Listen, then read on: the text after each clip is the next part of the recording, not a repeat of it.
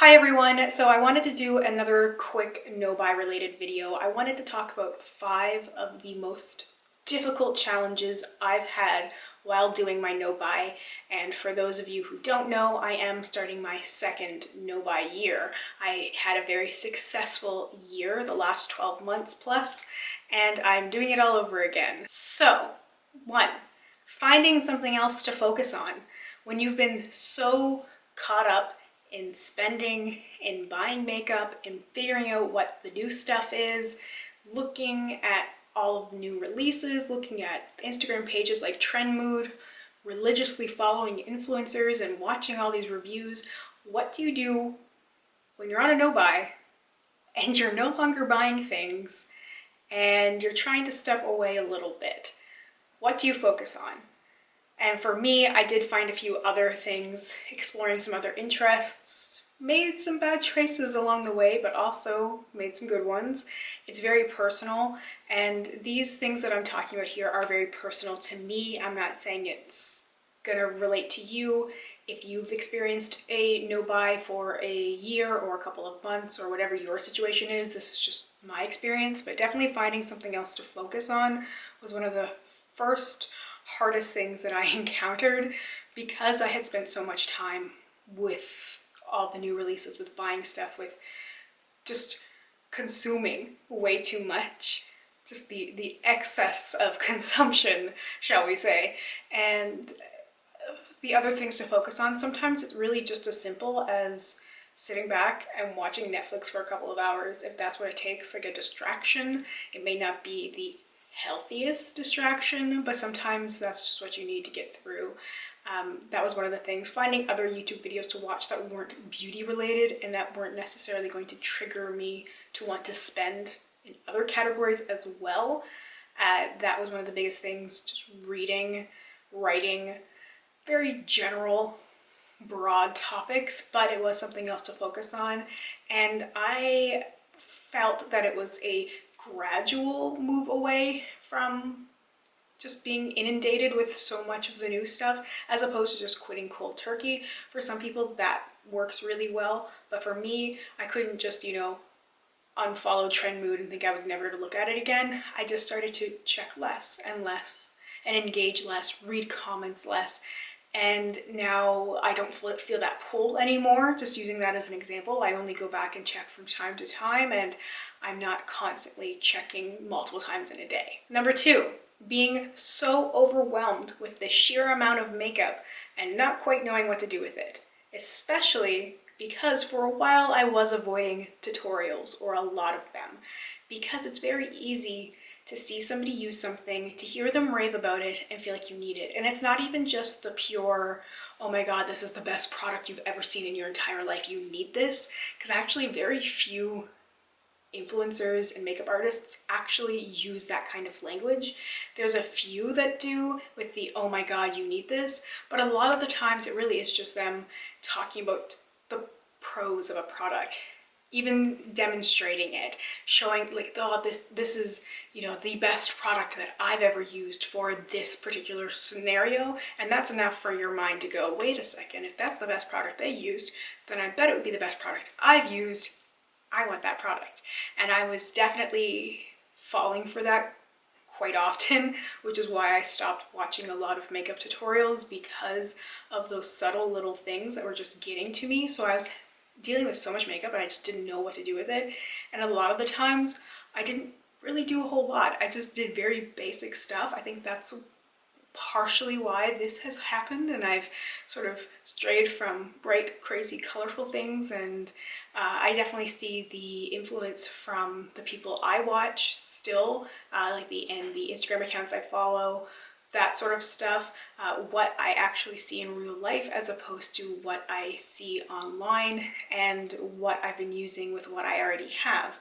And it's been a very interesting experience, but I've also found myself just trying to pull inspiration from photos as opposed to from videos and actually hearing people, because that was one of the biggest things for me, was hearing people talk about things and even showing people using things as opposed to just looking at a picture. And I would look at the inspiration of the picture and be like, okay, I'm gonna try and do something like that.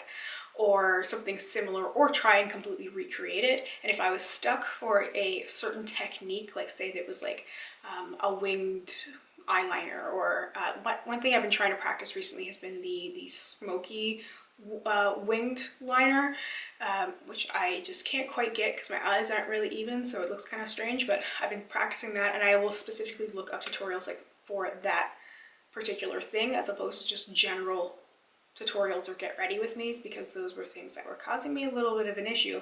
But when you have so much stuff and you're like, what do I even do? How do I even begin?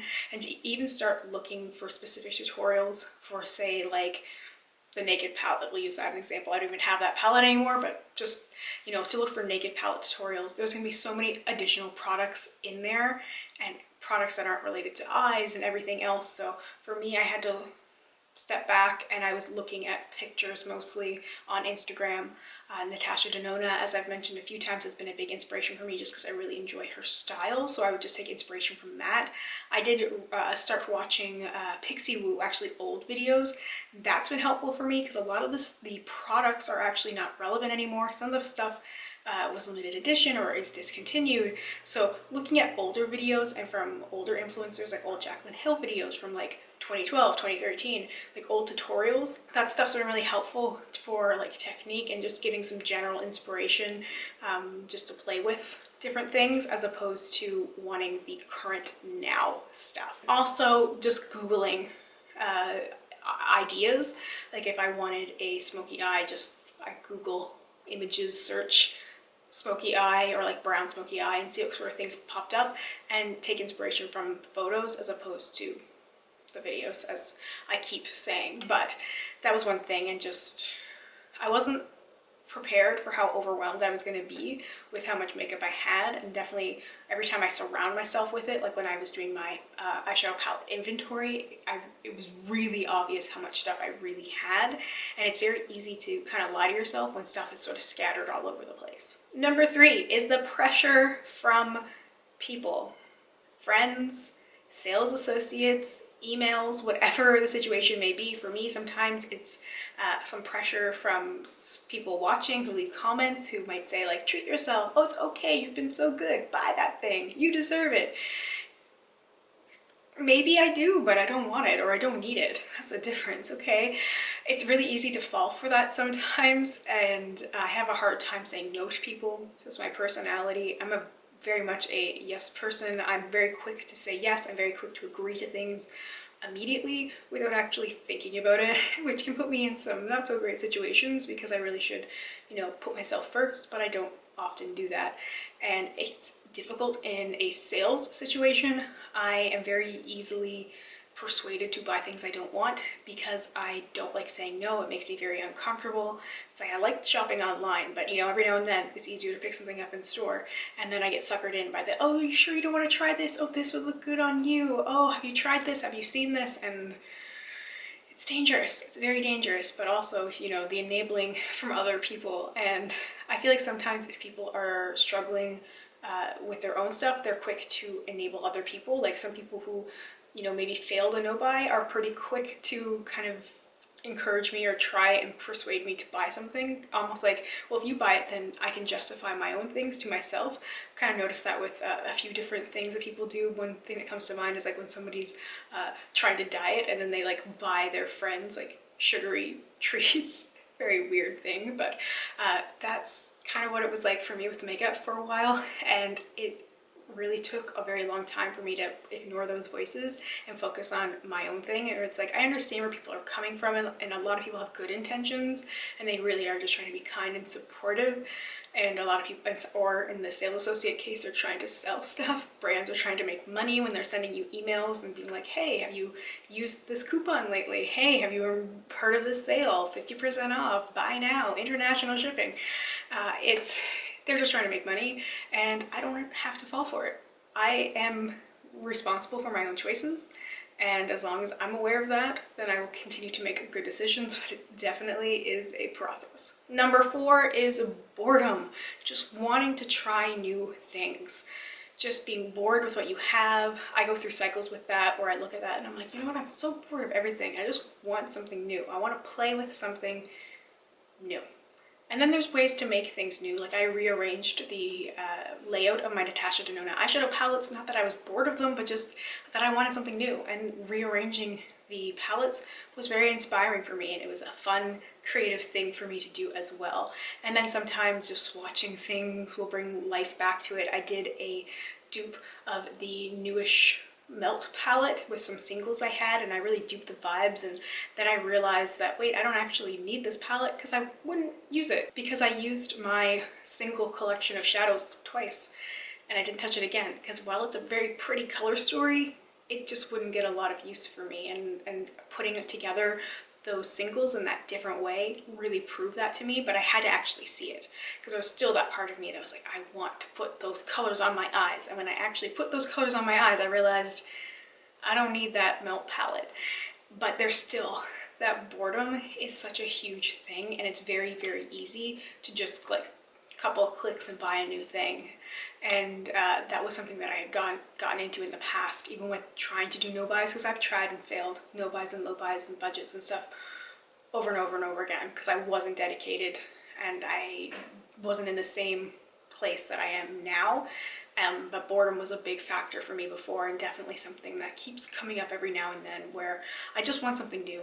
I just have that urge for something different, because makeup is my biggest hobby. Like YouTube, Instagram, all this stuff is my hobby. So sometimes I just want new stuff. I want to play with something new, and I have to just remind myself that I don't have to have brand new products in order to have that same sort of experience. And the last thing is letting go of the past and of mistakes and forgiving yourself. For me, because I've been so open with so much of this stuff for so many years, where people have seen me struggle buying so much stuff and not using a lot of stuff, and they've seen my panning journey and everything else, and they've seen me at some of the lowest points in my life, despite, you know, trying to hide it but not hiding it very well. People have seen me at my lowest, and it's a struggle, because I know so many people out there are going to have that vision of me, and no matter what I do, it's not going to change. There are people who view me a certain way. Despite all the changes I've gone through, in my mind, or in their mind, I am still that particular way that I was before. Like they're like, you're still like 2017 Elle.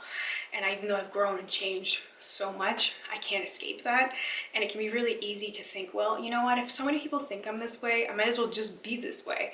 If people think that all I do is buy makeup, people think all I do is, you know, haul stuff, and if that's what people have this impression of, then maybe I should just be that. If people think that I'm just like sad and negative all the time, maybe I should just be sad and negative. Maybe that's just the way that I am, when it's not. But it's hard to want to fight against that sometimes, especially because some of those people can be pretty vocal about it in other places, and they can continue to talk about me the way that I was before.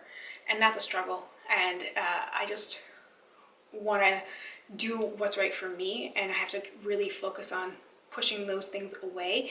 It's just like with changes in real life, and sometimes I personally, I don't know, I can't speak for anybody else, but I know that I would think about what other people would think.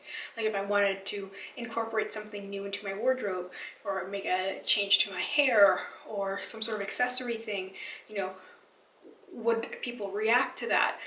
In high school, I was known for certain things that I wore and certain accessories that I had, and then I remember when I stopped wearing it and stopped wearing those things and started wearing different things, people like freaked out. It was like, how can you change? I would get pigeonholed for sure, and it definitely made me feel like I had to stay a certain way, because even when I changed stuff, there would be still people wanting the old things, and I get those comments still.